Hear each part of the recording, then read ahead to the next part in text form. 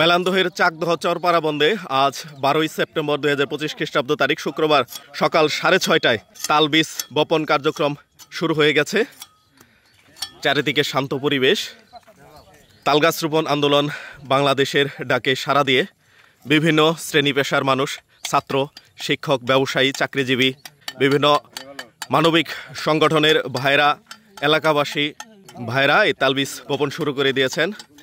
দূর দূরান্ত থেকে বাইক এসেছেন। রান্নার ব্যবস্থাও হচ্ছে। মজার ব্যাপার হচ্ছে খাবার বিতরণ করা হবে কলার পাতায়। এই যে খাবার, রান্নার সামগ্রী। ও আরও একটি বিষয় রয়েছে, কিছু পেয়ারার চারা বিতরণ করা হবে। এই বস্তার মধ্যে হচ্ছে আরও তালবীজ মজুত রয়েছে।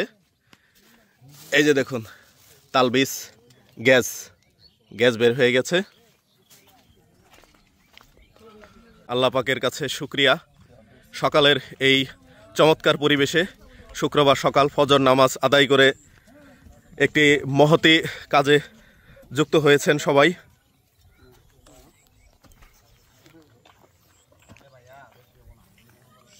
এলাকাবাসী যারা রয়েছেন, জমিওয়ালা যারা রয়েছেন, আপনাদের প্রতি অনুরোধ থাকবে, এই গাছগুলো কিন্তু ফসলের ক্ষতি করে না, বরং আপনার ফসলের ক্ষেতের পানির স্তর ধরে রাখে।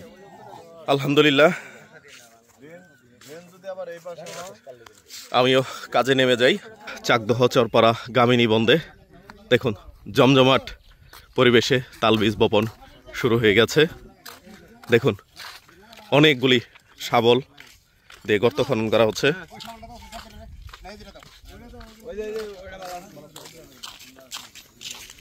ভাই বুঝতে দিছেন তুই একটা